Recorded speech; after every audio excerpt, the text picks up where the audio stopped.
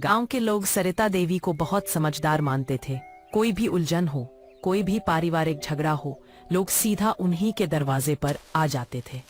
सुबह से शाम तक उनके आंगन में कोई ना कोई बैठा रहता और सरिता देवी धैर्य से सबकी बात सुनती, समझाती और रास्ता दिखाती।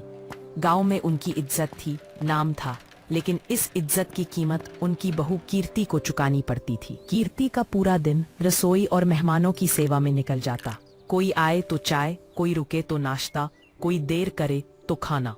कीर्ति बिना बोले सब करती रहती, पर मन के भीतर थकान और चुप्पा गुस्सा धीरे धीरे बढ़ता जा रहा था। एक दिन मोहन नाम का किसान परेशान होकर सरिता देवी के पास आया। अपने बेटे की शिकायत करने लगा कि लड़का किसी बात को गंभीरता से नहीं लेता। सरिता देवी ने उसे समझाया कि उम्र ही ऐसी है, समय के साथ सब ठीक हो जाएगा। मोहन संतुष्ट होकर जाने लगा, लेकिन जाते जाते सरिता देवी ने बहू को आवाज दी और चाय बनवाने को कहा। रसोई में खड़ी कीर्ति के हाथ रुक गए। वह मन ही मन बुदबुदाई कि रोज यही सिलसिला है, कोई ना कोई आता है और मैं बस चाय बनाने के लिए रह गई। फिर भी वह चुपचाप चाय लेकर आ गई। दिन बीतते गए। एक दिन सीमा नाम की औरत अपनी बहू की शिकायत लेकर आई। सरिता देवी ने उसे यह कहकर दिलासा दिया कि जब भी चाय पीने का मन हो उनके घर आ जाया करे, उनकी बहू तो फौरन चाय बना देती है। यह कहते हुए उन्होंने गर्व से कीर्ति को आवाज दी।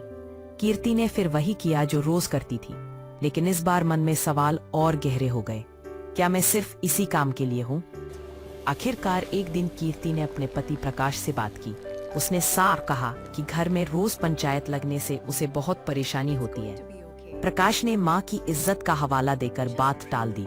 उसने कहा कि गांव में माँ का सम्मान है और बहू को इसे समझना चाहिए। कीर्ति को लगा जैसे उसकी बातों का कोई महत्व ही नहीं। इसके बाद कीर्ति ने चुपचाप एक तरीका अपनाया। जब अगली बार मेहमान आए, वह बिना दूध की काली चाय लेकर आई। उसने सीधे कह दिया कि अब घर में दूध नहीं आता, क्योंकि रोज रोज की पंचायत से वह परेशान हो चुकी है। मेहमानों के सामने सरिता देवी को बहुत शर्मिंदगी हुई। मेहमानों के जाने के बाद सरिता देवी ने बहू को समझाने की कोशिश की, लेकिन कीर्ति ने पहली बार खुलकर अपनी थकान और पीड़ा बता दी। उसने कहा कि दिन भर काम करते करते वह टूट जाती है और कोई उसकी हालत नहीं समझता।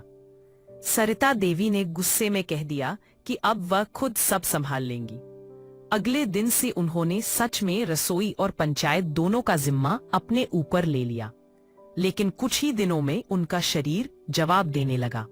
बार बार चाय बनाना, बर्तन धोना और लोगों की बातें सुनना उनके लिए मुश्किल हो गया। जब वही सीमा फिर से चाय पीने आई तो सरिता देवी ने साफ मना कर दिया। उसी पल उन्हें एहसास हुआ कि वे अपनी बहू के साथ कितना अन्याय कर रही थी। उन्होंने कीर्ति से माफी मांगी और पंचायत को घर से हटाकर गांव के बाहर एक पेड़ के नीचे बैठाना शुरू कर दिया। घर में शांति लौट आई और गांव वालों को भी सलाह मिलती रही। इसी तरह शहर के पार्क में हर सुबह मिलने वाली सरला जी और उषा जी अपनी अपनी परेशानियां बांटती थी। दोनों को लगता था कि सबकी जिंदगी में कोई न कोई झगड़ा है, बस कुछ लोग उसे छिपा लेते हैं।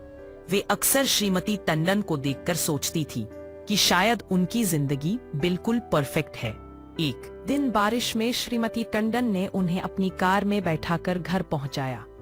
वहां जाकर उन्हें पता चला कि मुस्कुराते चेहरे के पीछे कितना गहरा दर्द छिपा है। श्रीमती टंडन के पति एक हादसे के बाद चलने फिरने में असमर्थ थे और बेटा बहू अपनी परेशानियों में उलझे रहते थे। उस दिन सरला जी और उषा जी ने समझा कि हर इंसान किसी न किसी बोझ के साथ जी रहा है। फर्क बस इतना है कि कोई उसे चेहरे पर आने देता है और कोई नहीं। घर लौटकर उषा जी ने अपने लिए नया चार्जर खरीद लिया और सरला जी ने भी उम्मीदें कम कर दी। उन्होंने समझ लिया कि जब उम्मीदें घट जाती हैं तो झगड़े अपने आप कम हो जाते हैं। जिंदगी में सुख और दुख साथ साथ चलते हैं। हर चेहरे के पीछे एक कहानी होती है जो बाहर से दिखाई नहीं देती, और शायद यही समझ हमें दूसरों के प्रति थोड़ा और नरम, थोड़ा और इंसान बना देती है।